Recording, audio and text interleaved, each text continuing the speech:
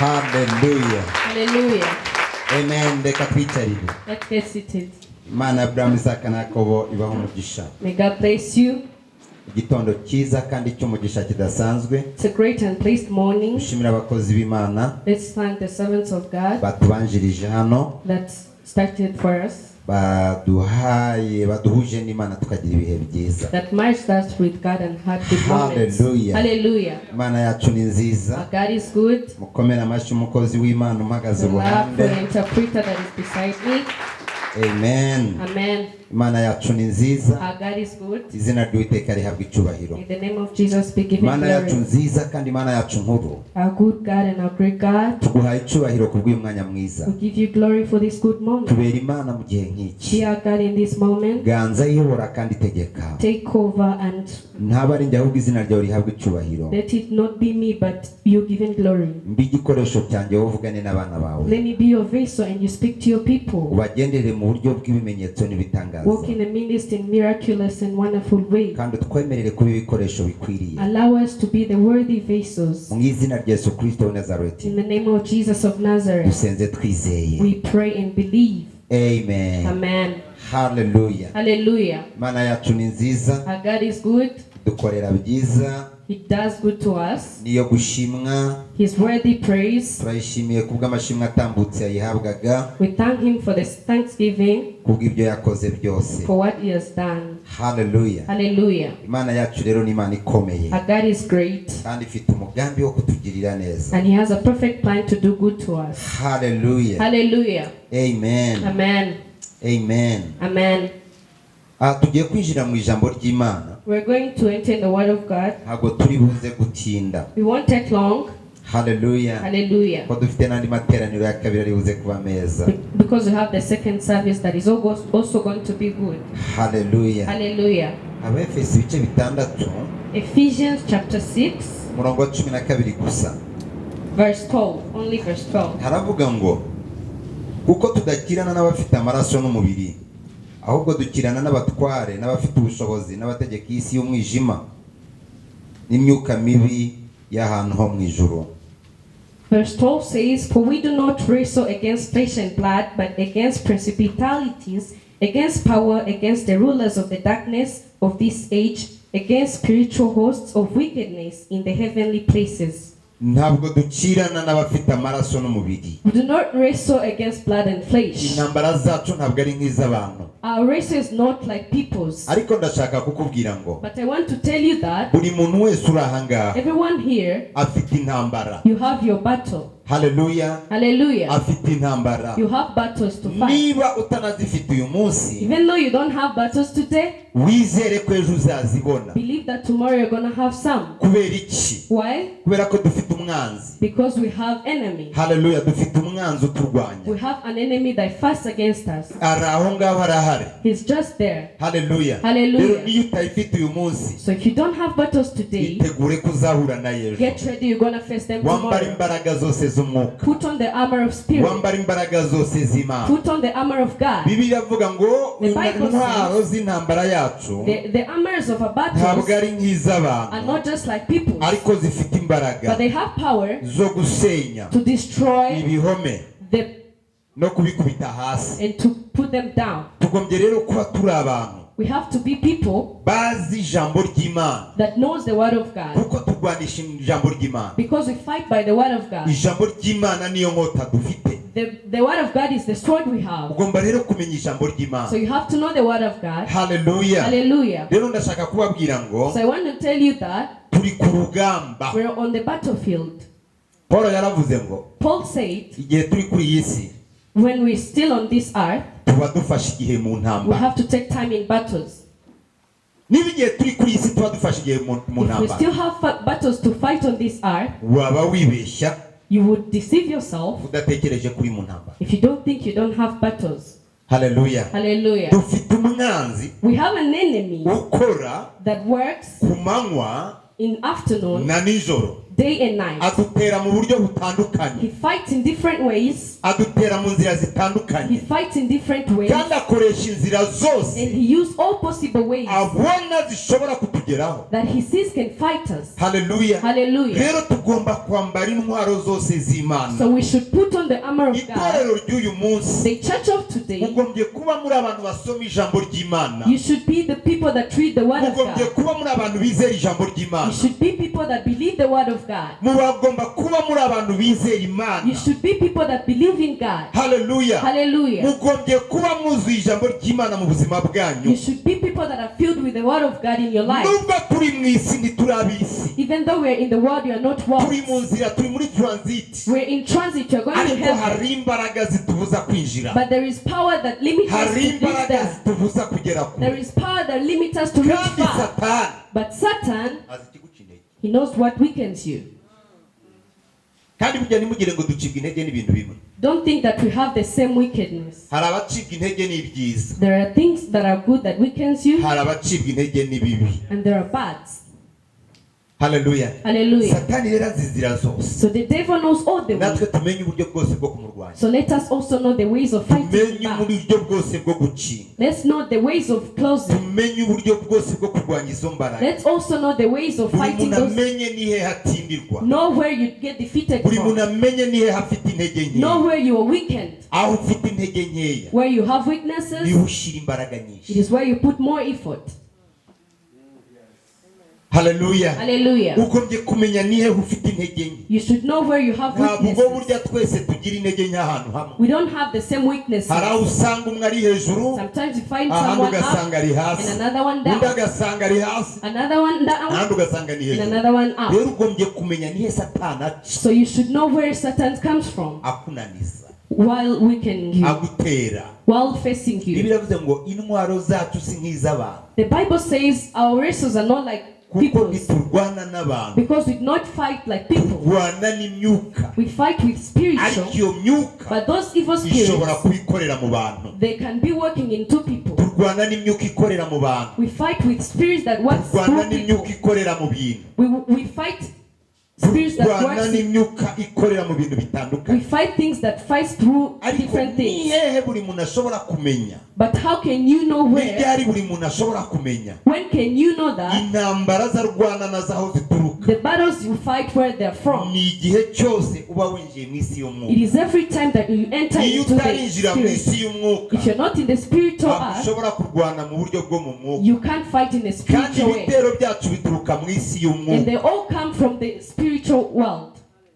Ugombye kumenya rero imyuka urwana nayo, So you should know the spirit you're ugombye kumenya fighting. imyuka turwana You nayo. should know the spirits you're fighting. Habaho imyuka y'ibihe, There are spirits of habaho seasons. imyuka y'ibice. There is spirits of pathways. Haleluya. Igice runaka hakaba imyuka ikorera muri ako gace. There are spirits that works in some Ugombye kumenya ways. imyuka ikorera mu gace uraramo, You should know the spirit that fights where you ugombye sleep. kumenya imyuka ikorera mu kigo ukoreramo, Even when you work from. ugombye kumenya imyuka ikoresha umugabo wawe, You should know the spirit that serves ugombye through kumenya your imyuka ikoresha husband. umugore wawe, Even in your wife. ugombye kumenya imyuka yazamukiye iri mu bana, Even in your children. ugombye kumenya imyuka iri mu miryango You should y'iwanyu, know the spirit through your kugira ngo family. nushobora kurwana ushobore gutsinda. So that you might defeat when you're Ntushobora fighting. kurwanya icyo utareba You can't fight what you don't see kandi utazi. and what you don't know. Haleluya. Hallelujah. Imyuka The spirits, imyuka igizamukira mu bana, spirits can work through children. imyuka ishobora kuzamukira mu mugabo, They can work through your imyuka husband. ishobora kuzamukira mu mugore. They can work through your wife. Ugomba rero kuba ufite amaso amenya iyo myuka, You should have eyes that know those spirits. ugomba kuba ufite ubwenge bumenya iyo You myuka. should have wisdom to know those spirits. Iyo utabimenye, If you don't know them, ya myuka izamura indi myuka ku buzima bwawe. those spirits elevates other spirits upon your life. Haleluya. Hallelujah. Nubwo tugenda dufite umubiri w'umuntu, Even though we walk with flesh and blood, ntiturwana mu buryo bw'abantu, we do not fight like kuko people. intwaro z'intambara yacu Because our armor of our atari battles, nk'iz'abantu, they're not like people's, ariko zifite imbaraga but they have power gusenya ibihome to destroy no kubikubita and hasi. shake them and put them down. Umwuka ashobora kugufatira aha The spirit can take you ntuharenge, and you would not. Numwuka ukorera iwanyu. It's the spirit that works in your family. Ntabwo rero iwanyu mujya murenga urwo rwego. You don't reach to the Ntabwo upper iwanyu level. mujya murenga icyo gice. You don't reach to the upper Umwuka levels. akagufatira aho The hantu. spirit will take you and keep Umwuka you there. akakubohera aho The hantu. spirit will bound you here. Umwuka akakugumisha aho The hantu. spirit could put you here and stay Kugira ngo there. rero uzasenye icyo gisika. So for you to destroy Kugira ngo that, uzasenye icyo gihome. for you to destroy that, Nuko wowe ugombye kubanza kubimenya. you should know it first. Burya hari amasengesho adashobora kuzana impinduka mu buzima. There are prayers that cannot bring changes in your lives. Ya masengesho yansengera. Those prayers of pray for me, Nzamura umusozi. pray for me. Ayo masengesho ntajya asenya igisi. Those prayers cannot destroy anything. Ayo masengesho ntajya azana impinduka. Those prayers cannot bring changes. Ariko amasengesho azana impinduka. But prayers that bring changes Ni ya masengesho uvuga ngo are those prayers that you say, sinzongera kurya, I won't eat again, sinzongera I won't kunywa, take any drink again, sinzongera I guseka, won't even laugh, sinzongera I kwishima, won't even be happy kugeza igihe until the day icyo amaso yanjye anyereka, what my eyes are icyo seeing, amatwi yanjye arimo what yumva my ears are hearing kizaba kitakiboneka. will be disappeared. Hallelujah. Amen. Hallelujah. Hallelujah. Hallelujah. Hallelujah. Hallelujah. Hallelujah. Hallelujah. Hallelujah. Zamuna amaboko wereze Yesu icyubahiro. Lift up your hands and give God to glory. Itorero turarwanwa. Church, we have people that fight Kubera against icyo us. umwanzi aturwanya. Why does the enemy fight us? Ntabwo adufite. He doesn't have us. Isi igaragara nk'ituje. The world is like silent, N'ibitero by'abari mu isi bigaragara nk'aho ari bike. and the battles are less Kuko ntawe urwanya abo yaboshye. because no one fights those that he bind. Bo yabashyize muri gereza. He put them in the jail somewhere. Barafungiranye. They're in the jail. Nta mpamvu yo kubarwanya. There's no reason to fight them. Arabagaburiramo.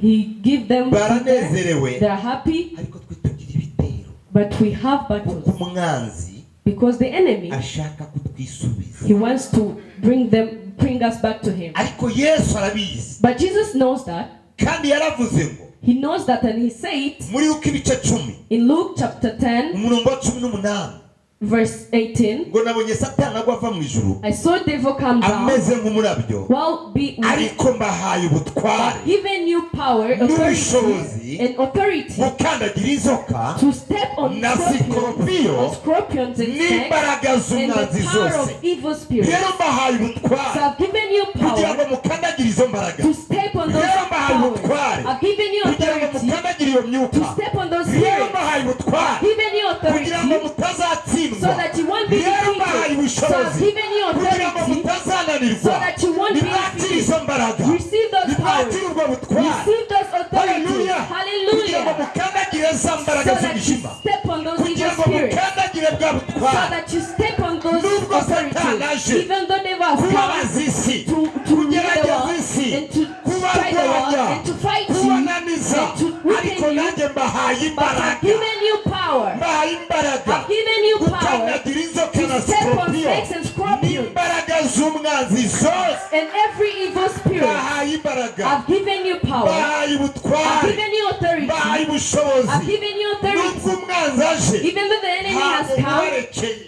I'm not going to leave you alone. Ahubwo mbahaye But ubutware I've given you power kugira ngo mumukandage. so that you step on him. Bariza mugenzi ngo hari igitero ufite. Ask your neighbor, do you have some battles you're fighting? Amen. Amen. Niba unameze neza uyu munsi, Even though you're well today, cyangwa henge gusa, it's just today. ariko umwanzi arahari. But the devil is there. Bibiliya ivuga ngo misiyo ya Satani The Bible says the mission of the devil ni ukwiba, is to steal, ni ukwica, is to kill, ni ukurimbura. and to perish. Niba uyu munsi wishimye, If you're happy ukaba today ufite amahoro kandi unezerewe, and you have peace and you're menya ko happy, hari umwanzi know that there is an enemy ari ahantu that is somewhere. arimo arakurunguruka, He's there just looking at you.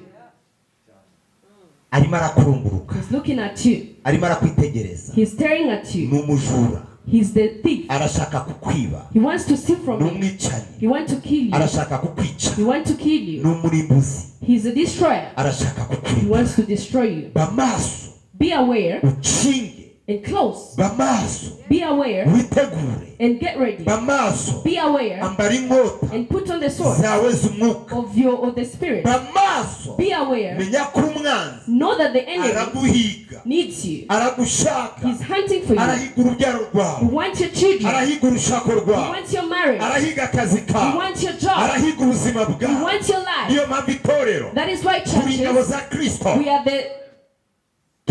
kristo we are the army of Christ. haleluya Amen. tugomba kwambara intwaro zose We z'imana should put on the armor of spirit kugira ngo dushobore guhagarara so tudatsinzwe that we stand one not defeated n'uburiganya bwa satani by the devil. niyo mpamvu ijambo ry'imana rivuze ngo That is why the kuko Bible says, tudakirana n'abafite amaraso n'umubiri because we do not fight ahubwo against, dukirana n'abatware we fight against n'abafite ubushobozi the rulers n'abategeka isi of the y'umwijima darkness, n'imyuka mibi y'ahantu ho mu against ijuru the host and wickedness in heavenly dukirana places. n'abatware bafite We ubushobozi fight with the rulers who has power bategeka that against bayobora the rules. haleluya Amen. dukirana n'imyuka mibi We fight with evil spirits. dukirana n'imbaraga ziturwanya We fight with ndagira powers ngo that muri aka fight kanya us. buri muntu wese atekereze I want you to think, ese nihe nsindirwa where am I getting defeated from?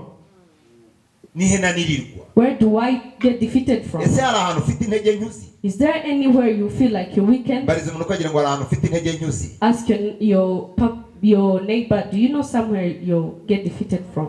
haleluya hari ahantu ufite intege nke uzi Do you have some weaknesses hari ahantu ukeneye anywhere? imbaraga uzi Do you need strength? ese waba uzi imyuka ikurwanya aho ituruka Do you know battles you're fighting where waba they're uzi from? imyuka ikurwanya aho iva Do you know the spirits you're fighting waba where uzi they're imyuka from? ikurwanya aho ikomoka Do you know the spirits where they come from?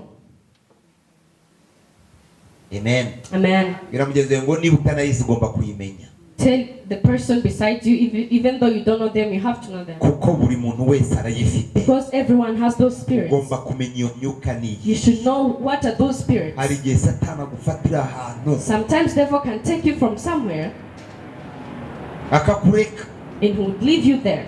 kaza ugaterana And you would come and kaza ukabwiriza you would come and preach. kaza ukaririmba You would come and sing. ariko umugozi aracyawufite But you still have that yoke. kandi nawe urabizi ko akiwufite And you know that he still has that yoke. yarakurekuye ariko akurekura uboshye He let you go, but he knows that so you're bound. asigara afashe wa mugozi He still have the yoke. uragenda You walk. kaza ukaramya You come and worship. ukajya mu mwuka You be in spirit. ugasenga ukajya mu You mwuka pray. ukaza ukaririmba You come and sing. ariko akaba azi neza ko But he knows that igihe nikigera time will come. arakugarura He's going to bring you back. mbariza umuntu ukwegereye ngo nihajya kugarura Ask your person beside you, where does he take you from? haleluya Hallelujah. umuntu umwe w'umuhanga A wise man, yagurishije inzu ye one day he sold his house, ayigurisha amafaranga make sold it at few money, zabwira umuntu ati rero ko nkugurishije inzu yanjye and he said, because I've sold my house to you, kandi nkaba nyikugurishije make and I've sold it to you on few money, iyi nzu yawe uransigiramo icyumba kimwe I want you to give me one room in this house. nacyo singishaka cyose I don't even want all of it. uransigiramo umusumari gusa Just leave a nail. ariko mu masezerano dukorana But in the agreement we'll have, uyu musumari this nail, nzawukoresha icyo numva nshaka cyose I'll use it whatever I want. nzawukoresha icyo nshaka cyose I'll use it whatever I want Tekereza, to do. Simba aricara aratekereza And he thought umusumari ntazawicaraho he won't sit on the nail. umusumari ntazawuryamaho He won't sleep on the nail. nta nubwo wamanikaho amakote yawe atatu ntibyakunda You can't even make it a hanger kuko agasumari kari gato cyane because it was just a small nail. kari gato cyane undi arareba And he ashaka said- icyo azakoza ako gasumari arakibura He found the use of nail and aramubwira there ati was nta kibazo nothing. tubishyire mu masezerano He said, let's put in bamaze agreements. kubishyira mu masezerano And after the agreements, undi arasohoka arigendera the person walked out. aragaruka He came back aragenda yigira mu isoko agura ikiro cy'inyama and he went and bought 1 kilo of meat arakizana akimanika ku gasumari and he put it on the nail. sake It's his. ntibemeranyije ko azagakoreraho icyo ashaka They agreed he's going to use it the way ntibiri he mu wants. masezerano It's in the agreements. umunsi wa mbere First day, inyama ziramanitse the meats are up there. umunsi wa kabiri umva byaragenze gute Second day, ya nzu yose the whole house, ubuzima bwayo the life, bwahindutse cya kiro cy'inyama it was just full of meat. nta wari ugishobora kuyinjiramo. No one could enter into it. Ariko But cyari kimanitse ku gasumari gato. it was hung on the nail, a small one. Bariza mugenzi ngo we nta gasumari kasigaye muri wowe. Is there any nail in you? Ashobora kuba harasigayemo gato. Sometimes you find that it's a little thing in you. Gato cyane. Little thing. Ariko ka gasumari gato. But that small nail, kuko ari akumwanzi, because it's for the enemy, akagakoresha kwangiza ubuzima bwawe. he uses it to destroy your life. Kandi ari gato. But it's small. Ni gato gusa. It's very small. Ni gato. It's small. Uraterana, You come to services, uriyiriza, you fast, urasenga, you pray, utanga icyacumi, you give tithe, utanga amaturo. you give offering. Ariko harimo agasumari gato. But there is just a small nail. Gatoya. A small nail. Cyangwa kukwegera umubwire ngo sinyura na Satani. Face your neighbor and tell him, Ka gasumari nako kavemo. remove that nail.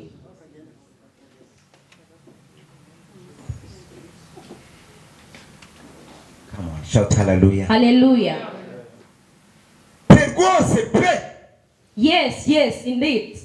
Bariza mugenzi ngo urumva harasigaye hakaye gasumari, gatekereze muri aka kanya. Think about the nail you Ako still ngako tugiye have. kugashingura muri aka kanya. We're going to remove it Ayo right now. masezerano tugiye kuyasesa muri aka We're kanya. going to unsign Ayo these masezerano agreements. tugiye kuyavuna muri We're aka going to kanya. destroy those Ayo agreements. masengesho tugiye We're kuyashwanyaguza going muri to aka destroy those kanya. agreements Ayo at this masengesho moment. tugiye kuyakuraho, ayo We're going masezerano to- tugiye We're kuyakuraho. going to remove those agreements. Tugiye gushingura bwa mugezi ngo shingura nako gatoya kasigaye. Remove that agreement.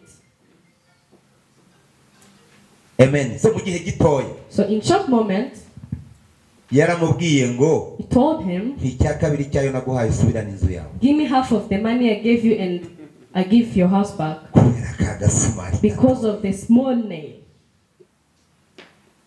Amen. Amen. Sinzi ukuntu nje aho hantu. I don't know why I reached there. Siho narindi. I wasn't there. Ariko na twasenze turavuga ngo tube igikoresho cy'Imana. But we prayed and asked God to be his vessels. Imana idukoresha ibyo dushaka. God will use us the way he wants. Hallelujah. Nari ku myuka iturwanya. I was on the spirit that fights us. Imyuka itubuza gushaka. The spirit that limits us from Imyuka getting itubuza married. kubyara. Spirit that limits us from Imyuka getting itubuza kids. kubaka. Spirit that limits us from Imyuka getting itubuza married. amahoro. Those that leaves us to Imyuka have no ituma peace. tutarama. That we can't reach to, Imyuka ituma dukenyuka. we reach to early deaths. Imyuka irwanya ubuzima bwacu. Spirit that fights our lives. Imyuka idatuma twinjira kure mu Mana. Spirits that limits us from reaching to Imyuka God. irwanya ubuzima bwacu. Spirit that fights our lives. Imyuka irwanya ubugingo Spirit bwacu. that fights our eternal life. Hallelujah. Hallelujah. Zamura amaboko uhereze Yesu Lift icyubahiro. up your hands and give God Ni glory. uwuhe mwuka wowe ubona urwana nawo? What's that spirit that you're fighting? Niba wowe usubira inyuma ugasanga uwo mwuka ntawo ufite, If you look back and see that you don't have that spirit, Imana ihabwa icyubahiro. may God be praised. Udufashe gusenga twebwe. Just help us to pray. Bariza mugeze ngo uwo mwuka urawufite. Ask your friend if he has that spirit. Umwuka utuma umusore waguterese uwo munsi arapfuye. The spirit that kills the person quoting you. Umwuka utuma umukobwa uteretse uwo munsi arapfuye. The spirit that kills the girl you're quoting. Maze iki cyumweru cyose gishize ndi mu gusenga. I've spent 1 week out praying. Ndwana n'imyuka itandukanye. I was fighting different spirits Ihiga ubuzima bwacu n'ubugingo bwacu. that are against our lives. Imyuka ishaka kutwicira ahantu. The spirit that wants to kill us from somewhere.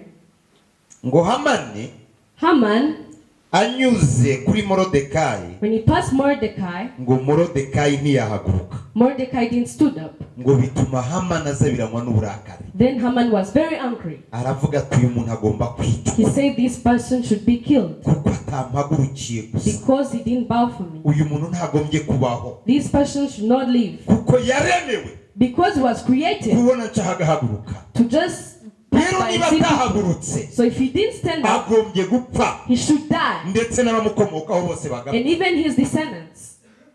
Ni ukuvuga ngo amahoro yaba mu gisuzuguriro. And because his peace is under, Igihe cyose yaba atari mu gisuzuguriro every time ngo yicwe. he would say that if Mwuka someone, w'igisuzuguriro wanga kuva ku buzima bwacu. The spirit of disgrace was upon their lives. ukagerageza ariko umwuka ukanga ukabwira ku buzima You bwawe. try, but the spirit of disgrace is upon you. Turwana n'imyuka mibi. We fight against evil spirits. Hallelujah. Amen. Turwana n'imyuka mibi. We fight against evil Imyuka spirits. inaniza ubuzima bwacu n'ubugingo bwacu. The spirit that weakens our lives. Ni uwuhe mwuka urwana nawo? What is the spirit you're fighting? Ni uwuhe mwuka uri ku buzima bwawe? What is the spirit upon your life? Daniel, mu gice cya 9 cya Daniyeli, in Daniel chapter 9, uhereye icyo gice cyose cya 9 ukagera mu gice cya 12, from chapter 9 to 12, ubona Daniyeli ngo asoma ibitabo. you see Daniel reading books. Amaze gusoma ibitabo, After reading books, amenya ni ikihe kibazo kiri ku muryango we. he knew the problem in his family. Amenya ni ikihe kibazo kiri ku bwoko He bw'iwabo. knew the problem on his tribe. Amaze gusoma ibitabo, After reading books, mbere ntabwo yari azi neza amateka y'iwabo. he didn't know it before. Yari azi ko ari umunyamugisha. He thought he's blessed. Yari azi ko ari ubwoko bukomeye. He thought it's a great Yari tribe. minisita w'intebe. He was the prime minister. Yari umugabo He udasanzwe. was an extraordinary Yari person. yubashwe. He was respected. Yari afite icyubahiro. He had power. Yifataga He nk'umunyamahirwe used to think that he's, kuko nta mateka yari afite. because he didn't have history, Ntabwo yari afite ubuzima he didn't bw'iwabo. have life of Ntabwo yari their afite people. ubuzima bw'ubwoko He bwabo. didn't know the life of their Asomye people. ibitabo, After reading books, amenya neza he knew that ko batari mu bihe byiza. they're in not good times. Amenya He neza knew well ko that atari umunyamugisha. he's not blessed. Amenya He neza knew well ko that ntacyo ari cyo. he's not. Bibiri itubwira neza The ngo Bible says, amaze gusoma ibitabo, after reading books, bimusobanurira amateka y'umuryango it w'iwabo. explains the history of his family. Ese nahandira, Do I eat from here? nahanambarira, Is here where I close from? aha niho ndyama. Is here where I sleep from? Mu mateka ameze gutya, In this history, mu buzima busa gutya, in this life, ntabwo bishoboka. it is impossible. Ni uko ubwoko bw'iwacu bubayeho. Is this how my tribe Ni lives? uko umuryango w'iwacu This is ubayeho. how my family Ni uko lives. ishyanga ry'iwacu ribayeho. This is how my family lives. Bibiliya iravuga ngo kuva uwo munsi The Bible says from that day, sinzongera kurya he said, I won't eat kugeza igihe until amateka y'iwacu our history azahindukira. will change. Ese hari umuntu uri aha wumva akeneye ko amateka y'iwabo Is yahinduka? there any person that wants the Hari history umuntu from uri his aha family wifuza ko changing? amateka y'iwabo Do yahinduka? you want your family's history to change? Uzi ikintu cyaburije Moridekayi guhaguruka? Do you know why Mordecai didn't stand Ahagurukira Hamani, while standing up for Haman? yari yarambiwe. He was tired. Yari yarambiwe. He was very tired. Yari yarambiwe ubwo buzima. He was tired of that life. Aravuga ati kama mbaya mbaya, And he said, whatever it ubu may take, buzima ndabusohokamo. I'm getting out of Ntabwo this nzi life. uburyo ndi I don't bubusohokemo, know how I'm going to get out of ariko this ubu life, buzima but I'm ndabusohokamo. going to get out of this life. Yari yarambiwe ubuzima. He was tired of that life. Bashyize umuntu kwegera ariko kuki mutarambirwa ubuzima? Ask your friend, why can't you get tired of your life? Kubera iki tutarambirwa ubuzima? Why can't we get tired of this life? Hallelujah. Hallelujah. Yari yarambiwe ubuzima. He was tired of the life. Ubuzima bwari living. bushaririye. The life was bitter. Ubuzima bwari bubi. The life was bad. Yararambiwe kuba ku irembo. He was tired of living on the gate. Yararambiwe abantu bamucagaho bajya ibwami bamusize ku irembo. He was tired of people passing him into the Adashobora kingdom, kwinjira. and he can't enter into the kingdom as well. Umuntu urimo kurikirana muri aka kanya. Is there anyone following right now? Hashobora kuba harimo babiri cyangwa batatu. Maybe there are 2 or 3. Hari abantu batajya barambirwa n'ubuzima. There are people that can't get tired of the life Abo they're living. ntibabuvamo babugumamo. Those people stay in that Ariko life, uwaburambiwe but abuvamo. whoever is tired gets out of that life. Yari yarambiwe. He was very tired. Hamani aza nkuko agira ngo nuko bisanzwe. And Haman thought it's the same way. Azi ngo namugera aratera isaruti. He thought that he's going to salute him. Ntago ndamenya neza. I don't really know. Ningera mu ijuru nzamubaza. I'll ask Haman when I reach heaven, or Mordecai. Ashobora gusanga yariririmbiraga. I think that we found him singing. Arakomeza ariririmbira. He kept on singing. Hamani avuga ati ntabwo bisanzwe. And Haman said, this is unusual. Gezaho uyu muturage mugeraho ntahaguruke. I've reached to the level where this one cannot stand up for me. Moridekayi yarushye. Mordecai was tired. Ubuzima ntabushaka. He doesn't want that life. yarushye He was tired. ubu buzima agomba kubusohokamo He has to get out of that life. ngo azabiranywa n'uburakari And then he was angry. aravuga ati noneho And then he said, wafashwaga you were helped nuko wampaga icyubahiro by giving me glory. none ugomba gupfa n'abagukomokaho Then you should die, even people that comes from you. ibintu byahindutse kebuka umuntu ukagira ngo ngo ibintu byahindutse Tell your friend that things has changed. kebuka umubwira uti ibintu bigomba guhinduka Tell him that things has to change. ukanya Moridekayi atuma kuri Esiteri And Mordecai told Esther, aramubwira ati Esiteri he told them, Esther, ibintu byahindutse things have changed. gahunda yateguwe The plan has been planned. umugambi wateguwe The plan is there. yuko abayuda bari burimburwe That Judah are going to die. The devil has to rekeraho understand your word. gukomeza urira Stop rekeraho crying. gukomeza utaka Stop rekeraho shouting. gukomeza kubwira imana ko warushye Stop telling God that you're ntabwo tired. turwanya imbaraga z'umwijima We don't fight. We bibiliya stand avuga muri up and yakobo ngo fight. murwanye satani nawe azabahunga In James it ntabwo says, turwanye fight the satani devil. nawe Stand up and azaguhunga fight come on devils. shout hallelujah Hallelujah. haravuga ati ubuzima bugomba guhinduka And then he said life has to change. yumva amagambo atigeze yumva And then he heard words he never heard before. atigeze yumva na Moridekayi Words he never heard from Mordecai before. amubwira ati nutabigiramo uruhare When he said, even if you don't pray alone, abayuda n'ubundi bazatabarwa the Judah will be rescued. wowe n'inzu yaso muzagibwaho And n'urubanza your house will be judged. ariko iki ni igihe cy'abayuda But this is time for Judas gusohoka mu gisuzuguriro to get out of despisement. ese urumva ushaka kuva ku rwego ruriho ukajya ku rundi Do you want to move from one level to another? hari umuntu ubishaka Is there anyone that hari umuntu wants? ubishaka Is there anyone that uyu wants mwaka that? utararenga ukava ku this year rwego ends, rumwe ukajya ku rundi You move rwego from one level hari to umuntu another. ubyifuza mu buzima Is bwe there anyone that wants that? rakarira urwego wari uriho rwanjye Hate the level you were on. rwanjye Hate it. rwanjye Hate the level you were on. aravuga ati ndabyanze He said, I hate this life. amana arazamuka Then Haman went. aragenda ageze mu rugo iwe He went to his home. asanga madamu we He found his wife nabo bari kumwe and his people. arababwira ati ndababaye And he said, mfite agahinda gakomeye I have sorrow. hari aho nakanyuzeho There is someone that I could pass from. uriya muyuda And that Judah, akansuzugura bigeze hariya he would despise me that way. ndamwica I'll kill him. ndamurangiza I'll kill him. oh my god ubwira umuntu ukagire mu mutungo urutoki umubwire ngo ushaka kukwica ntari bukubashe Whoever wants to kill you will not do it. come on mubwire ngo ushaka kwica ntari bukubashe Whoever wants to kill you will not do it.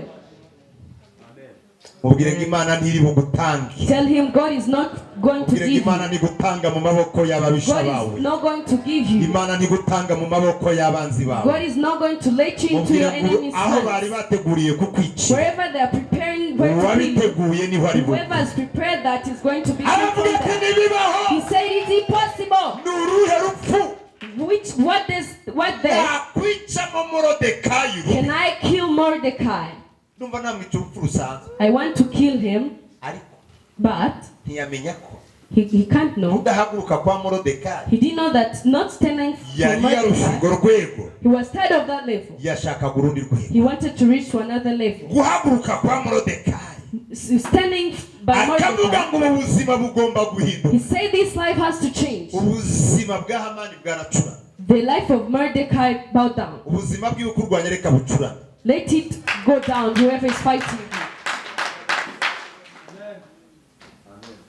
amen Amen.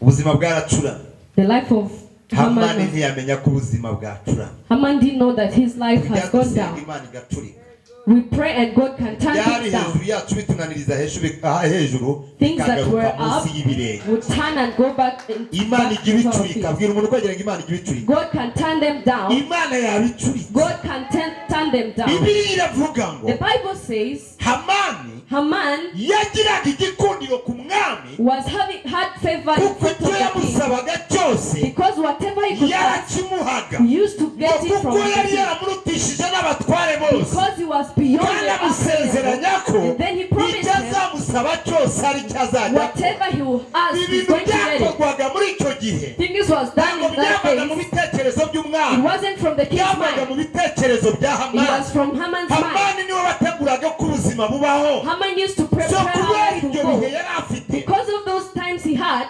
yakomeje kubigenderamo, he kept walking in those moments. amenya ko azabigenderamo yica n'ubuzima bwa Moridekayi. And he thought that he's going to use it while killing Mordecai. Avuga ati jyewe And then he said, me, icyo nsabye umwami whatever I can ask from the king, cyose arakimpa. he's going to give it to me. Noneho And then ntabwo ndi bwice Moridekayi gusa, I won't kill Mordecai only, ahubwo ndica n'abakomoka kuri but Moridekayi. even his descendants. Cyangwa umuntu kwegera umuhanura umubwire ngo ntabwo uzapfa n'abagukomokaho ntabwo bazapfa. Tell your friend that you're not going to die. Mubwire ngo ntabwo uzazira umwanzi wawe. Tell him that you're not going to die just because of your enemy. Hallelujah. Hallelujah. Ntabwo uzanzira umwanzi wawe. You're not going to die because of your enemy. Yarushye Moridekayi. He was tired. Hagira umuntu ugira ikintu aruha. Get tired of something. Ruha. Get tired. Ruha. Get tired. Ruha. Get Gira tired. ikintu ruha. Be tired of something. So yarakodesheje nawe urakodesha. Your father used to rent and you're renting too. Iwanyu ntawe ubyara abana b'imfura ngo babeho. Your family is full of barrenness Nausha. and you're also barren. You don't get Nausha. married. Ntawe utera imbere. You don't prosper. Satani yashyize ahantu mu kagereza arafunga. The devil has put you in the jail and Gereza closed. niyo Moridekayi yavuze ngo ndayisohoka. This jail is the one that Mordecai said, I'm Esther. going to get out. Esther, Muziho ububasha. I know you have authority. Muziho n'ubushobozi. I know you have authority. Bukoresha. Use it Urengera abayuda. and then speak for the... Nutabukoresha. If you don't use it, Imana iratabara abayuda. God is going to rescue Judah. Ariko kuko wirengagije gukoresha ubwo bushobozi, But because you're not using that authority, uzagibwaho n'urubanza n'inzu ya so. you will be judged, you and your Ariko twebwe house. abayuda But as Judah people, tuzatabara. we shall be rescued. Tuzatabara. We shall be rescued. Ugombye kugira umutima nk'uwa Moridekayi. You should have a heart like Uvuge ngo iki ni Mordecai igihe cyacu cyo gutabara. and say this is our time to be rescued. Hallelujah. Amen. Iki ni igihe cyacu cyo gutabara. This is our time to be rescued. Buri kintu cyose kigiye kuba ku buzima bwawe Everything that is going to happen upon your life, kibera ku gihe. it doesn't happen in time. Ntushakira ku gihe. You don't marry in time. Ntubyarira ku gihe. You don't give birth in time. Ntubakira inzu ku gihe. You don't build a house in time. Ntubonera amafaranga ku You gihe. don't get money in Ntutwara time. imodoka ku You gihe. don't drive a car in Ntuba time. mu buzima ukwiriye kubamo. You don't live in a life you're supposed to be in. Everything in your life, Kiza utakigikeneye. it comes when you don't need it anymore. Imodoka mu myaka 70 iraza gukora iki? What is the use of a car in 70 ages? Ko ntagikeneye ntagifite n'ingendo zo kugenda. I don't even have journeys to walk. Inzu yo mu myaka 70 iraza gukora iki? The house in 70s, what is the use of it? Ko nsigaje mikeya yo kubaho. I'm remaining with you to live. Hallelujah. Hallelujah. Umugabo wo mu myaka 45 araza gukora iki? The husband in 45 years, what is the use of him? Ko gusama bizangora. Because it will be hard for me to get pregnant. Hello. Amina ko zabaye nkeya. Amen. Murimo murafashwa. Moridekayi aravuga ati ubuzima burahinduka. Mordecai said life will change. Ubuzima burahinduka. Life should change. Esther arabireba. And then Esther Aravuga looked tusabye ikintu gikomeye. and he said, you're asking a Ubwami hard bwabaho. thing. From the kingdom, Nta muntu ujya imbere y'umwami atamutumye. there is no one that goes to the Uragira ngo king. njye kuguhakirwa nciye. You want me to go there from Nta where? muntu ujya imbere y'umwami atamutumye. No one reaches to the king. Itegeko riranditse. The law is there. Itegeko rirasinye. The law is signed. Kandi umwami ntajya yivuguruza. And the king does not Ndaca step hehe. back. Ndaca Where am hehe. I going to pass from? Ndanyura he. Where am I going to Kebuka pass umuntu from? ukwegereye nubwo utari umukore kumubwira uti inzira yo gucamo irahari. Face your neighbor and tell him where is there to pass from. Ariko Esther yibuka ko hari ahantu hari But inzira. Esther remembered that there is a way to pass Yibuka ko there. hari ahantu hari You inzira. remember there is a way to Iyi pass nzira there. nuyica uzagera ku If you're going ntsinzi. to pass this way, Iyi you're going nzira to be nuyica uzagera victorious. ku You're kunesha. going to reach to defeat. Aramubwira turakoze. And then he said, thank you. Nubwo hari ibyo unsabye. Even though you asked me Nanjye something, hari ibyo there ngusabye. is something I'm asking you Tubwire back. abayuda bose. Tell all the Judah, Aho bari. wherever they are, Abakuru n'abatoya. and tell them, Ubategeke kwiyiriza tell ubusa. them to fast Iminsi 3 mutajya mutanywa 3 n'amazi. days without eating Nyuma and y'iyo minsi drinking. 3 And after 3 nanjye days, n'abaja banjye me and my niko servants, turi bubigenze. that is what you're going Nyuma to do. y'iyo minsi And 3 after 3 days, tuvuye mu masengesho after prayers and ndajya fasting, imbere y'umwami. I'll go in front of the king. Ndajya imbere y'umwami. I'll go in front of Ariko the mfata king. iminsi 3 But just gusenga take 3 days of praise. usenge Pray. reka mubwire Let me tell you, ntabwo dupfa kuruha gusa we just don't get iyo tired. umaze kuruha When ubuzima you're tired urimo of the life you're hari living, urutambwe ugomba gutera there is a step you have to make. abantu benshi gusumba uko babigenza Listen to how people do it. umva uko babigenza Listen to how they do it. safari ahagarara akavuga ngo mana He stand and say, ibyo ncamo whatever I'm passing through, nawe urabizi you know it. simfite n'imbaraga zo gusenga I don't even have power to pray. n'umubabaro ni mwinshi And I'm even having sorrows. n'agahinda ni kenshi I have sorrows. n'amagambo nayabuze I can't even find words. yumva wabuze amagambo If you don't have words, jya umenya kuri mu biganza by'umwanzi know that you're in an enemy's hands. iyo umaze kubona ko hari ikibazo When you have well known that you have a problem, hari urutambwe utera there is a step you make. reka mbasetse Let me tell you. niba hari ikintu nabonye kitagira amarangamutima imana nta marangamutima igira If there is something I've seen that is unconscious, it's God. ahubwo ni imana y'amahame It's God of principles. ni imana y'amahame He's God of principles. ntabwo ari imana y'amasantima He's not God of sentiments. ngo ibone amarira yawe ayikoreho He just don't see you crying and imana touches ntigikorwaho him. n'amarira Not even tears can touch him. ariko imana ikorwaho n'amavi n'ibiganza bizamutse But just knees and hands that are raised up can touch God. Esther atoke And then Esther said, okay reka duce muri iyi nzira let's pass through this way. kuko indi ntishoboka Because another way is bafata impossible. iminsi y'amasengesho They took 3 days of praying and fasting. 3 days of fasting. biyiriza ubusa Fasting. ahahahaha mwuka w'imana aramanuka And then the Spirit came amavuta y'imana upon, aramanuka and the anointing of God came igikundiro upon, kiramanuka and the favor came upon Esther. yinjira ibwami atahamagawe He entered to the kingdom, ngo umwami amukubise amaso and when God saw Esther, amugiriraho igikundiro then Esther had ako favor, kanya and then amutunga inkoni he was y'icyuma pointed a straight. bisobanuye ko amuhaye ikaze He said, "You're welcome." aramubwira ati ikikuzanye hano And then after, nagutumiye I didn't invite you. ikikuzanye hano nagutumiye Whatever brought you, I didn't invite you. Whatever brought you, I mujye didn't mugira invite iminsi you. atari gahunda Have y'urusengero 3 days when mugira it's not iminsi your service. utatumiwe Have 3 days when you ikikuzanye hano don't come. ntagutumiye What brought you here when I Icyo didn't usaba invite cyose, you? Whatever you're asking, ndakiguha I'll give it to you. gira icyo usaba cyose Whatever you're asking. jya usengane n'ubwenge Pray and have wisdom. Esther ntabwo yagiye arira ngo amubwire barashaka Esther didn't cry while nta facing the kindi king. kinzanye hano He said, I didn't come here for anything else. nkumbuye gusangira nawe I just want to sit and have. ariko ntabwo aricyo cyari kimujyanye It wasn't the thing that was ariko bringing. yagize ubwenge bw'imana Then she had wisdom. mujye mugira ubwenge bwo gutereta imana Have wisdom to court God.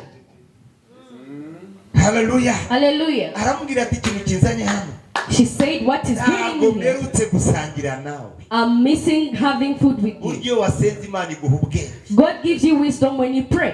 iyo wasenze imana When you pray to God, umwuka w'imana mbere yo kujya gushaka akazi ukabanza gusenga the Spirit of God comes upon you when you're imana going to ikubwira ask for a umwenda job. uzambara ugiye muri interview God tells you the clothes you're going to put on when you're going for interview. babona wa mwenda kuko wawubwiwe n'imana gusa Just because you put on that clothes, kandi wenda uragura 500 it's even 500 for a price. wajyanywe n'abafite uw'amadolari 1000 You're with people that are wearing clothes that are yareba worth. uburyo wambaye And when they see you the way you're byonyine dressing, bikamukoraho it will touch them. imana iguha amagambo yo kuvuga God gives you words to say. wavuga ijambo rivuye ku mana When you speak the word is from rigacumita God, imitima y'abakuri it imbere will enter into the hearts of bakaguha those people. akazi They'll give you job ari wowe wabaye uwa mbere gutanga interview because you're first person kandi that's nyuma giving yawe hari the abandi interview. benshi And you have people in amagambo behind yabo you. niyumvikane Their words will not be heard. mumenye kurwanisha Know amavi how to fight while mumenye kneeling kurwanisha down. gusenga Know to fight while mwige praying. guhindura ubuzima bwanyu mu Learn to change masengesho your life through prayer. haleluya Hallelujah. oreboza yakataya zamura amaboko muhereza icyubahiro Lift up your hands and give God glory. mwige gupfukama Learn mugasenga to kneel down and pray. amugeze imbere aravuga ati kinzanye imbere yawe I'm coming here, King. nyemerera mutegurire ifunguro rya Allow me to nimugoroba prepare you a kandi dinner. iri funguro rya And nimugoroba this dinner, ndaba ndi kumwe nawe I'll be with you. ko yari abizi neza ko bigoye Because she knew that it's very hard kumutumira ku ifunguro to invite the king on the hatariho na supper Hamani. without Haman. ati kandi And na Hamani aze kuba hari Haman should be there also.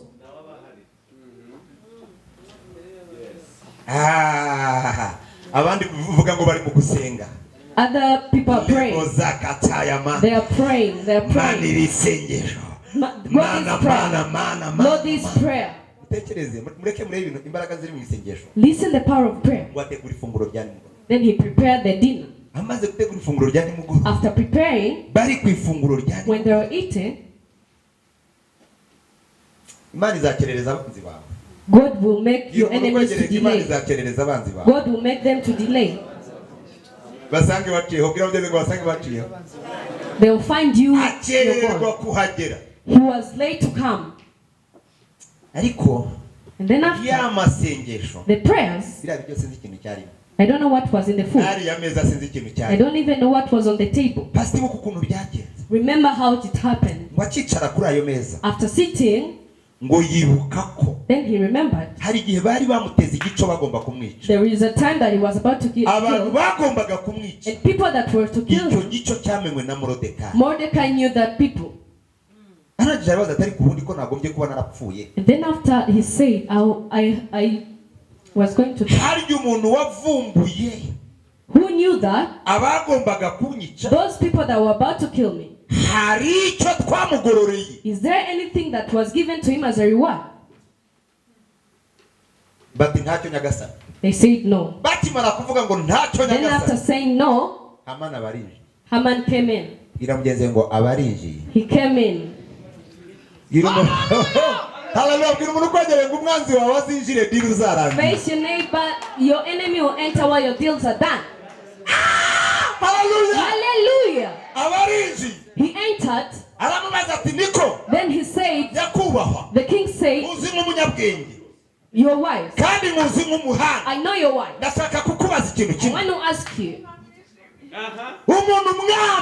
who the king is happy for, what can be a reward to that person? What can be a reward? He didn't know that the deal was done. He don't know that the favor has gone shifted. He don't know that the favor has shifted. The favor was shifted. Come on, tell your neighbor that it's your time. The favor should shift. Hallelujah. The favor should shift. He didn't know that the favor had to shift. May God bless you, may your favor shift. He didn't know that the favor shifted. He thought that the favor is still on him. He didn't know that life has changed. Then he said, Lord, the person that King loves, and he's happy for him. What he can do, a reward. He would prepare a horse that you use, and then and make him wear the mantle that you put in celebrations, and then after give one of the servants, a great one. They would walk in the city. They said, this is the person King loves. And then be happy for it. You give them a microphone. And then he walks behind them. He said, come and see the person that King loves. And then he rejoiced with him. May the favor come upon your life. This is the person that King loves. And then after, he appreciates him. And then King said, yes, I accept what you're saying. I agree with you. I agree with you. May God agree with your enemy. Good things are coming to you. Good things are going to be done unto you. Good things are going to be done unto you. I agree with you. As you have said without taking it, do it. Do it for Mordecai. Bring that mantle. Bring that horse. And then take the microphone. Make him sit on the horse. And then go behind the horse. And then walk into the city.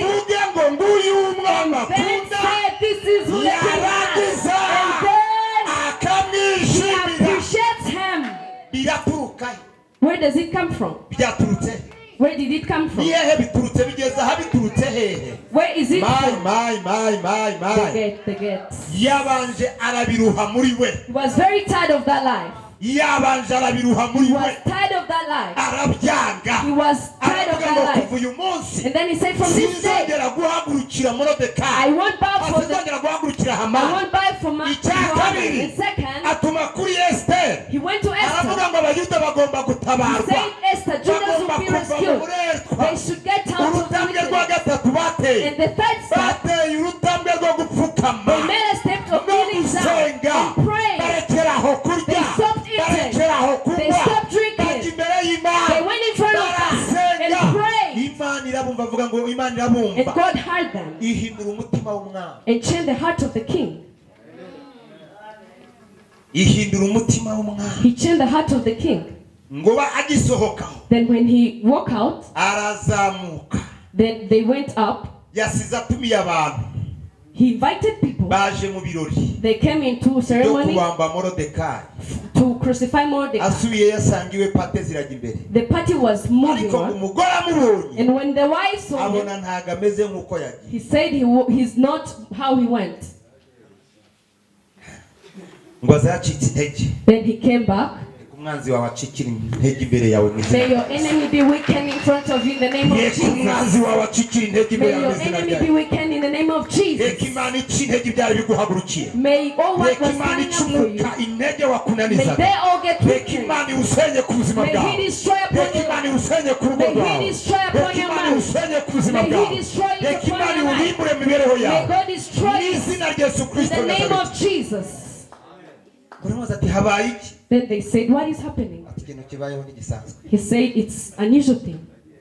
Ngo umugore aramubwira ngo sha The wife said, ngo niba utangiye gucikira intege if you're getting weakened imbere ya Moridekayi before Mordecai, ubwo utangiye kuhacikira intege if you're being weakened, reka umwanzi wawe acikira intege imbere let your enemy be weakened in front of your people.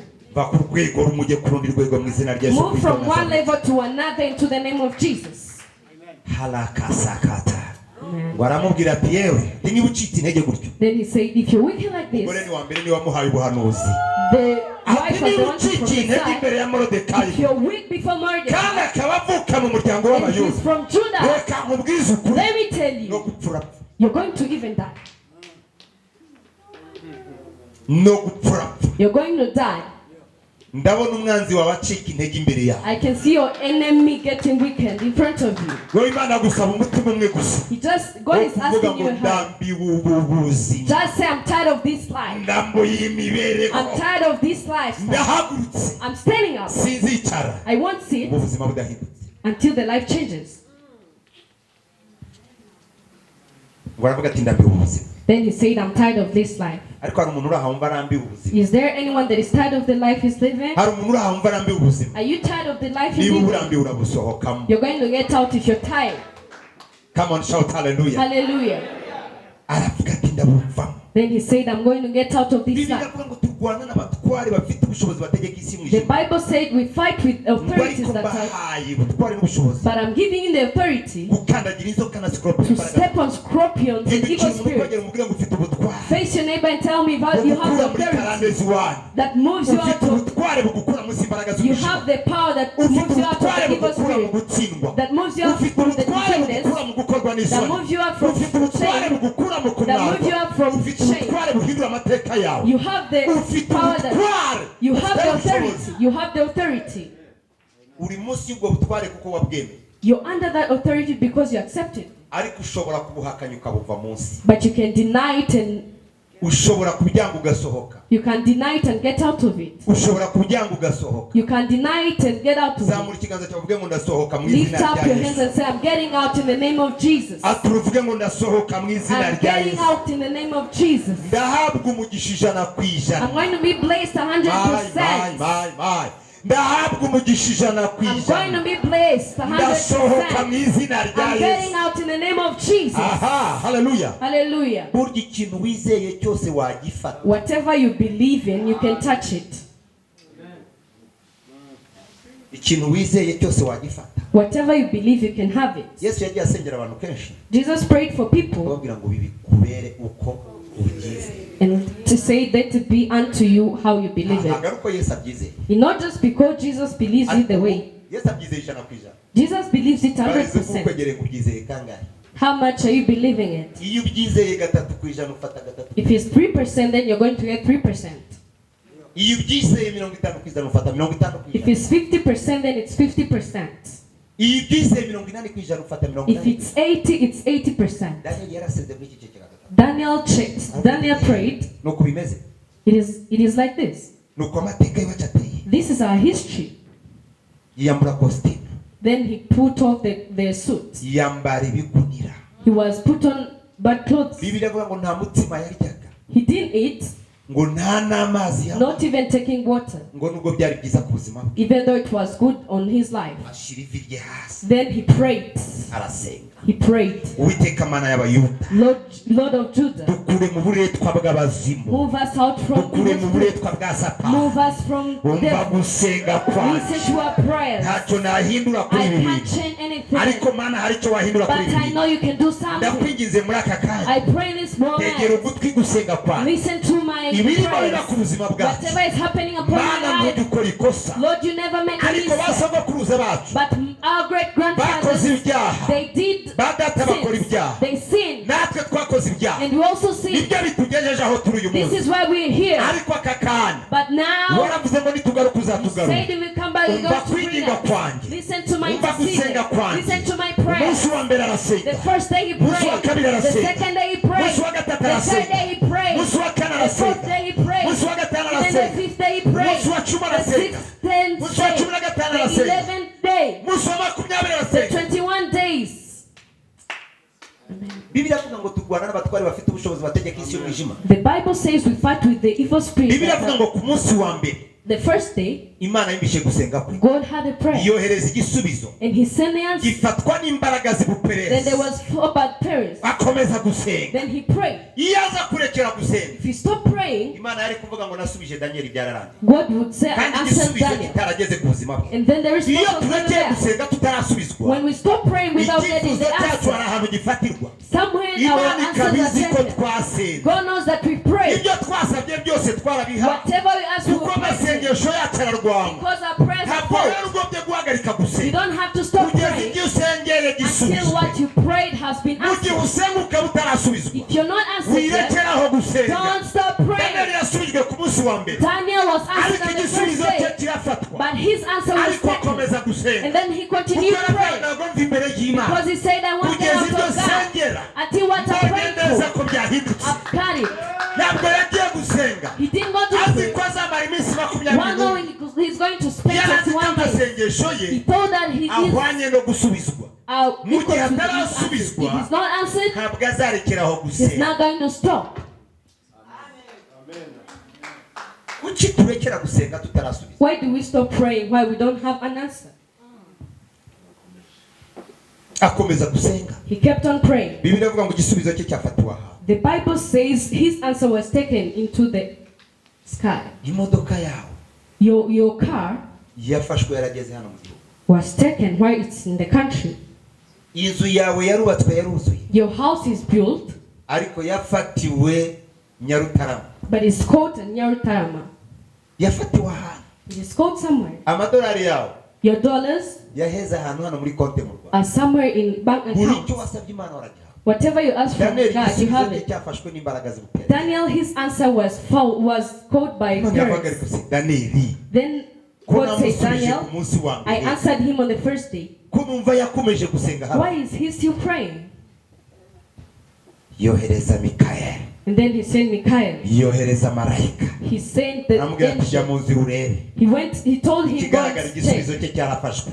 it is seen that his hari answers they marayika quote. ushinzwe kuzana ibisubizo, There is an angel that brings hari na answers. marayika w'intambara ushinzwe kurwana. There is even the angel Aravuga of ati battle. kigaragara And then God said, I murebe can ko see, marayika yagarutse, see that if the angels baramushaka come back, arabura, they didn't find yafatiwe him. mu nzira. He was just caught somewhere. Noneho Imana niyohereza igisubizo kuko yari yarangije kucyohereza, And then God didn't send the ahubwo answer. yohereza marayika w'intambara. He sent the angel of Aramanuka battle. araza asanga igisubizo He cyarafashwe, found the answer somewhere else. ararwana And then fought. ararwana, He fought. batsinda imbaraga z'ubuperesi. They defeated the power of marayika Pharisees. aramanuka And rero, then the angel came. bamaze gutsinda intambara yisubirirayo, After wa wundi defeated, aramanuka amuzanira igisubizo, then the angel of aramubwira response ati came. mugabo ukundwa He cyane, said the umva love uko enough man. byagenze, This is how it is. ugitangirira gushishikarira When you kuwushaka started finding no and searching me gusobanukirwa, and knowing, amagambo yawe yarumbishijwe, your words were none hard. aka kanya niyanzanye, so right now I'm komera here. ushikame, Stand still. ntutinye, Don't be kuko afraid. Uwiteka yumvishije Because gusenga God has heard your kwawe. prayers. Come on, shout hallelujah. Hallelujah. Daniel aravuga ngo Then Daniel said, yabonye iby'amaso yatarabona. Senga, you have senga amasengesho pray those prayers atuma amaso yawe that will make your abona eyes ibyo atarabona. to see what you haven't Usenga seen. amasengesho Pray the atuma prayers amatwi that yawe will make your yumva ears ibyo atarumva. listen to what you haven't heard. Hallelujah. Hallelujah. Hallelujah. Aravuga ngo akiri aho ngaho, Then he said when he was still marayika there, akivugana nawe, when the angel was Maze ngo yagiye talking to kubona him, then he ngo saw, abona umugabo muremure, he saw the tall man. ngo uburebure bwe ntiwashoboraga kubureba ngo You umugere couldn't maremure, end his tallness. ngo abona ubwiza bwe, Then he found that his ubwo beauty, bwiza bwe ngo yabugereranyije n'ibyo yabonye byose, he was handsome ngo and abona amaso ye ntarabubona, it wasn't things that he saw with his eyes ngo before. yirebye ubwe ku giti And when cye, he looked at wasanga himself, atarakwiriye guhagarara imbere y'ubwo he said bwiza, he's not ngo worthy to kuko stand in ubwiza front bwe of bwari that bwamuhindukiye nk'ububone. because it was just like a rotten thing to him. Hallelujah. abona ibintu byinshi cyane, He saw many things. waravuga ati oya, Then he said, sinkwiriye kurebana n'Imana yanjye amaso ku maso, I'm not worthy to face my God face to face. ngo agwa yuba, Then he bowed down. ariko aguye yuba, After bowing down, umuntu araza aramuhagurutsa, then the person came and marayika ngo lifted him. aramuhagurutsa, The angel lifted ngo him. aramubwira ati wicika intege, si igihe cyo gucika He intege, said, don't be weakened, it's not time. Be strong. shikama, Be strong. kuko nta kindi kinzanye, Because there is nothing that has brought me. zanywe no kugutaba. I came to rescue you. Come on, reka uyu mugoroba Imana igihe witaba, Let this evening God rescue reka iki someone. gitondo Imana igihe witaba, Let this evening God reka rescue iri joro Imana someone. igihe umuryango Let this igenderere. night God rescue Niki someone. nshaka kugira ngo mbashiremo muri aka kanya, This is what thing God ndashaka wants me to put in kubashiramo you. gusenga, I want to put prayers in you. gusenga gusenya ibisiga, Prayers that destroy. gusenga kumanura ijuru. Prayers that bring heavens down. Wowe urasenga iminsi ibiri ugamana uhure nanjye, You just pray 2 days and arugeze then mu say, minsi God meet me. makumyabiri There is someone that is reaching atarahura n'Imana, 21. ese izakugeraho ryari? When is God going to reach to you? Hari umaze iminsi makumyabiri, Someone has spent 20 days.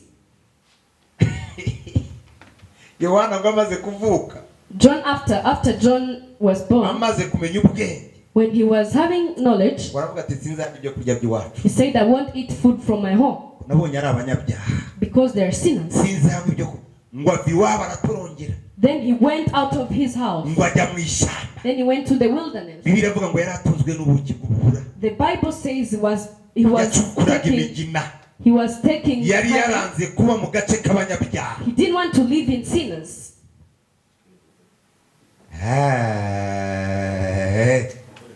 Imana iramwiyereka, Then God revealed himself to him. Imana iramuhagurutsa iramusiga. God anointed him. Uwo niwe Yesu yasanze, That is where Jesus found him. aramubwira ati ugomba kumbatiza, And he told him, you're going to baptize me. burya hari isano There is a relationship ituma dushobora guhura na Yesu. that can merge us to Jesus. Hari ikintu gikora ku mutima w'Imana. There is something that touches God's heart.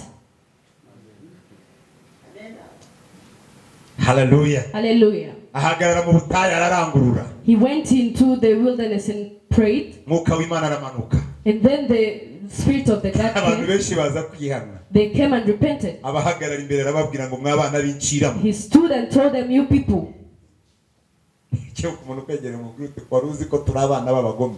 Do you know that from the wicked people? Hallelujah. Hallelujah. Uzarebe ikintu kiba mu mitima y'abantu benshi. You will find something in people's hearts. Gushyira hejuru no kwibona no kwihimbaza. It's just praising themselves. Kiza cyose ukumva gikwiriye wowe. You feel like whatever is good is for you. Abana bahagarara imbere y'abarezi baravuga ati mwabana b'incira. And John told them, you wicked people. Reka babwire uri inuma zavugaga ubutumwa bukaze. The disciples used to preach in a great way. Reba abantu baje bagusanga birukanka. Those people who would come to you, baje kwihana. they just come to repent. Pastor abareba arababwira ngo mwabana b'incira. And then he saw them and told them, you wicked people. Ninde wababwirije? Who preached to you? Ngo muhungu umujinya uzatera. So that you would escape the angry. Buriya nujya usenga. When you're praying, uvuga ngo Mana kura umwuka w'incira mu buzima bwanjye. pray for the spirit of wickedness to get out of you. Kura umwuka w'ubugome mu buzima bwanjye. Those wickedness spirits, remove it from me. Umwuka w'ubwicanyi mu buzima bwanjye. Remove the spirit of Kura umwuka w'ishyari mu buzima bwanjye. remove the spirit of jealousy in me. Inde muntu ujya yumvamo agashyari kamuzamutsemo. Do you feel some jealousy in you? Hari umuntu ujya ukagira? Muri abantu beza. Jye nararebye sanga ntakarwanyije kabamo. If I don't fight jealousy, put me in me. Ariko mwebwe mutakagira muri abantu But beza. you're good people if you don't feel jealous. Ha, mbega ibintu biryoshye. Giyo nsenga mu byo ndwanya naryo ndarirwanya. When I'm praying, I fight jealous. Kandi Bibiliya iravuga ngo And the Bible says, ngo ishyari ni igice kimwe cy'uburozi. jealousy is part of poisonous. Kandi bukomeye. A great poisonous. Aho niho rero Yohana ahagaze avuga ngo mwabana b'inciramo. That is where John said, you wicked people. Ninde babwiye ngo muhunge? Who told you to escape? Zamura amaboko uhereze Yesu icyubahiro. Lift up your hands and give Imana God bwa glory. bisaka nako bibaho umugisha. May the Ndabizi mwebwe muri beza ko kantu ako gashyari I know mwarakisha. you're good people, you don't have jealous. Hallelujah. Hallelujah. Zamura amaboko uhereze Yesu icyubahiro. Lift up your hands and give God glory. Uziya guciye Do you know when he passes to you ari mu modoka ntaguhe lift. and he's driving and he doesn't give you a ride? Kandi wenda yifitiye ikibazo afite corona. Maybe he has a problem, he's even having COVID. Arigira kwa muganga. He's going to the hospital. Aragira ngo uriya twagendanaga ejo bundi. We used to work together. Imana yabahaye ni nayo izabaka. God who gave them will take it back from you. Kuki ariko utavuga ngo Imana yabahaye ni nayo izabongera? Why don't you pray to give them another? Harimo ka kantu. There is something there. Aha aho yaboneye akazi sira cyamubwira ko umushaka akubwira ko nta mwanya n'ukuri akazi afite nta mwanya. He's always busy because of his job. Sha mwihorere. Let him be. Ntagazi buri icyo Imana yamukorera. He doesn't know what God can do. Vuga ngo amen. Akantu karacyarimo. There is something in you. There is something left in you. Buriya ntabwo azi icyo Imana He yamukora. doesn't know what God can do. Naramusengeye. I prayed for him. Nari nzi ko azatanga icyacu. I thought he's going to give Nari me nzi ko time. azatanga I n'amaturo. thought he's going to give offerings. Mwihorere. Leave him. Zamusengera azabibona. I pray for him. He's going to his sin. Masengesho aracyarimo akantu. Prayers are still having something left. Nutagitanga birakureba jye n'ibindeba. If you don't give your tithe, it's up to you. Gisimbeshwaho n'icyacu mbeshwaho n'Imana. I don't live by your tithe, but by God. Icyacu ni wowe kibesha. It just make you live. Niba utaramenya guha Imana icyacu. If you don't know how to give God tithe, Uzakimenge ntacyo nshaka. don't give it to me because I don't want it. Niba ari njye ari icyabyo unzanira kugira ngo mbeho. If it's mine for me to Icyo live, ntuzakime. don't give it to me. Ntabwo wambeshaho. You can't make me live. Beshwaho n'Imana. I live just because of God. Hallelujah. Hallelujah. Ntacyo ushaka niba ari icyo kumbeshaho. I don't want your tithe if you think I'm living because of Pastor it. beho. Oya. No. Tange kugira ngo wowe ubeho. Give it so that you live. Wigitangira kugira ngo njyewe mbeho. Don't give it so that I live. Cyewe. He, Imana. God. Oho, yintwara ku mugina w'ubuhura. Amen. Yatunze Yohana mu butayu atagirira mu Kristo. akagira n'itorero. It made John to live in the wilderness. Imana ikamuyobora hari ubuhura. God would take him to he went to the beehive. Umuntu uhamagawe n'Imana. Whoever is called by God. Imana ifite ahantu yamubikiye ubuhura. God has where the honey was kept. Hallelujah. Gitange. Give your tithe so that you live. Gitange kugira ngo kizane umugisha mu bana bawe. Give your tithe so that you ejo batazabidaya ku gasozi. They won't become prostitutes. Ejo batazaba banywa rumogi. They won't become drunkards. Batangira icyacumi. Give tithe. Iyo baravuga ngo buri nimugoroba yicaga inka. Job said in the evening he would bring the sacrifice of God's altar. He would say, my child may have sinned. Hallelujah. Hallelujah. Pray so that your job would be sustainable. Hallelujah. Do you know that I built the house? I finished building in COVID when there was no services.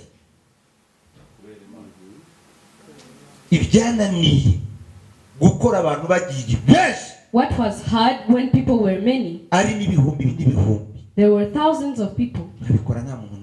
I did it when there were no people. Amen. Do it so that you may be blessed. Hallelujah. Hallelujah. There is no Christian that should live while not giving tithe. That should not live while not giving God tithe. And think you're going to be blessed. Driving a car is not blessing. Building a house is not a blessing.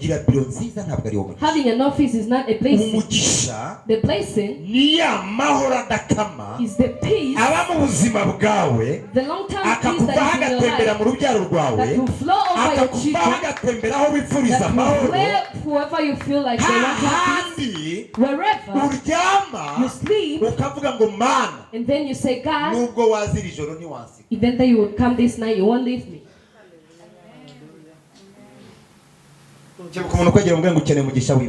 Tell him you need to be blessed by God. You should give that tithe so that God will bless you. It's not just for the pastor to be blessed.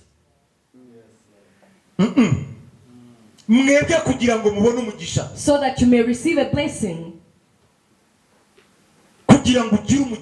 In order for you to be blessed. And then be blessed even in your flocks, even in your gardens. Have blessing in your life. Even in your death, you would sleep like a righteous. Paul, when he reached his eyes were blind and he couldn't walk, they used to hold him. Then he said, I fought a faithful battle. What is left? Are you listening? I fought a battle. I fought battles. You young men that are not yet married, for you to have good wives, you who knew God, it's battle. You should fight to have good wives. You daughters, you have to fight to have good husbands. You have to fight so that you should prosper in your life. You should fight so that you would be faithful. You should also fight to give tithe. Do you think it's easy?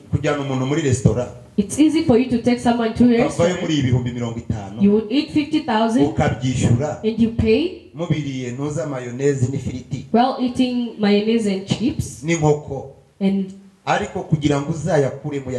But for you to give it to God, it's a problem. Why is it a problem? And it's not even a problem you give him money. But when it comes to time, because the devil, he knows that you're going to be blessed from there. ese ari umuntu birabaho ngiye muhamagaye nkakubwira ngo Innocent, If I call you and tell you Innocent, ndakwinginze nk'ibihumbi 50,000 give me 50,000, birakorohera, it would be easy. ariko kuyakuramo ngo uyahe Imana, But giving it to God, reka amafaranga yanyaramye Imana, let your money worship God. cyacumi kiguteranya n'Imana, Let the tithe not take you out ako from kazi God. Imana iguhaye ntikagukwiriye, That job is not worthy.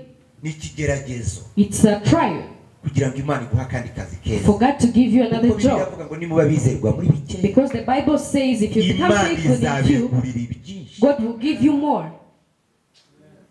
Amen.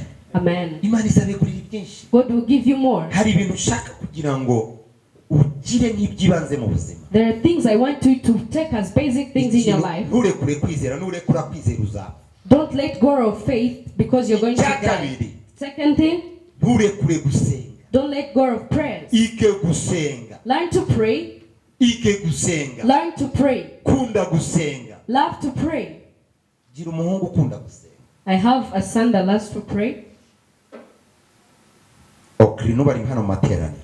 Okay, he's even in the service. Ageze akambwira ngo dadi nsengera. He comes and tells me that pray for Sigaye him. nanga kumusengera. I no longer pray for him Akunda ko musengera. because he likes Ariko to iyo pray ndangije for him. kumusengera, But when I'm done praying, nsoje nkavuga ngo amen, when I'm done praying and say amen, wagakomerezaho. he keep on praying. Amaze yo kuki ushaka ko musengera? Then I say, you want me to pray for Kandi iyo you? ndangije kugusengera And when I'm ukomeza. done praying, keep on praying. Ariko nkibuka ko And then I remember that. mbere yo kumubona naramusengera. Before getting him, I prayed for him. Amen. Amen. Turanasenga tukagira amateraniro tugasenga, twarangiza gusenga We also pray, and when we're done, wagakomeza. he keeps on praying. Agakomeza agasenga agasenga. He keeps on praying and praying and praying. Rero mbona nsigaye numva ashaka kumubwira nti nujya gusenga jya ugenda wiherere wenyine kuko twebwe tugushyira mu mubiri cyane. I feel like telling him, go and pray in your place because we can. Ubona akomeza gusenga. Because when he prays, Yigana n'abana banywa ibiyobyabwenge. he is in the same school with people that take drugs. Azambwira abana banywa ibiyobyabwenge. He comes and tell me those students that take drugs Yigana nabo. that he's with in the school.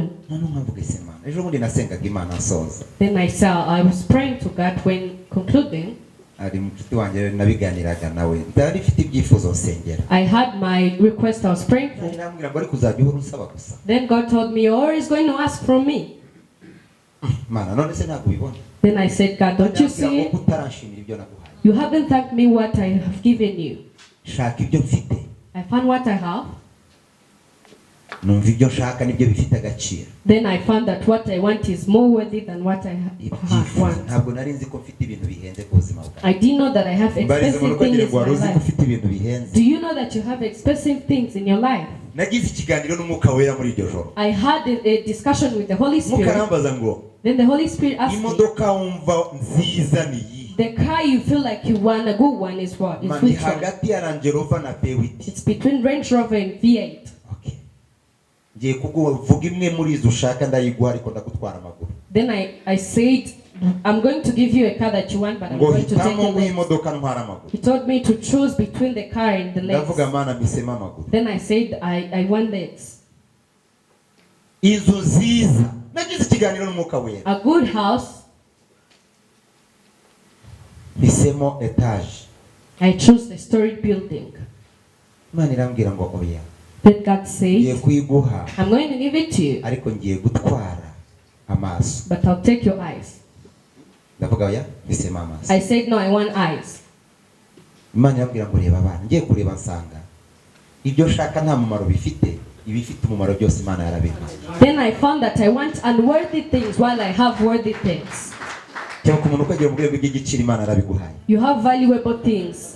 Rero nugera mu rugo When you reach home ukabona ufite amano atanu, and you find that you ukabona have ufite 5 intoki toes, eshanu, you have 5 ufite hands, amatwi abiri, you have- ufite amaso abiri, you have to eat, ufite amaboko abiri, you have 2 hands, uyu munsi uze gupfuka mushime, stand and ufite abana kneel down and warabyaye, pray. You have uvuge ngo children. byose warabimpaye Say, Mana, God, you've given me ndagushima. things. I thank Natangiye you. nshima, I went out to attend n'uyu it. munsi ndashima, I even thank even mu bantu today. bumva bafite ibyifuzo sindi. In those people that have requests, I'm Ahubwo not ndi mu among mashimwe. them. I'm Buri praising. muntu wese ambwirira Imana ati ari mu mashimwe. Tell God that I'm praising. I'm thanking. Hallelujah. Amen. Hallelujah. Hallelujah. Muhaguruke dusoza amateraniro yacu mbasabira umugisha. Praise the Lord. Praise Jesus. Zamura ibiganza byawe hejuru. Lift up your hands. Reka Imana ikwimure mu izina rya Yesu. May God make you shift.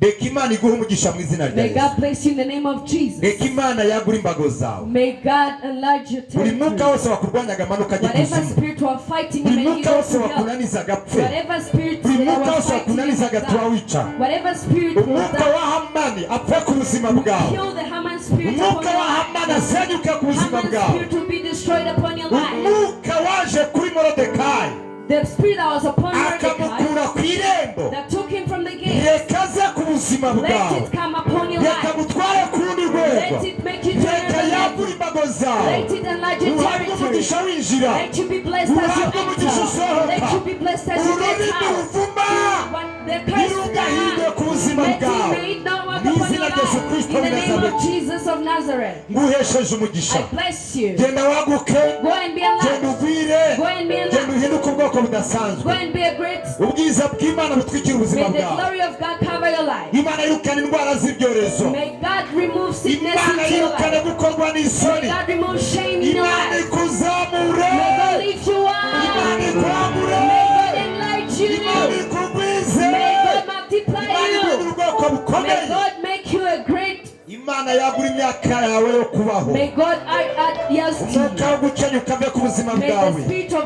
Umwuka wo gukena death ave ku buzima May bwawe. the spirit of poverty get Umwuka wo out of your gukorwa life. n'isoni ave ku May buzima the bwawe. spirit of shame get out of your Mpagaze mu life. mavuta muri aka I'm kanya. standing in the anointing. Nguhesheje umugisha muri I Abayisa kwa bless Isiraheli. you, Abraham, and Uwiteka Isaac Imana and akwagure Jacob. kandi May akugwize. God enlarge you and Mu izina rya Yesu multiply Kristo w'i you. In Nazareti. the name of Jesus of Turagushimiye Nazareth, turaguhimbaje data. we praise you. Mukomeye amashyi menshi We n'impundu. clap for you and give you Izina rya Yesu. thanks. In the name of Jesus. Amen. Amen. Amahoro y'Imana abane nawe. May the peace of God be with you. Mu izina rya Yesu Kristo w'i In the Nazareti. name of Jesus of Nazareth. Amen and Amen. amen.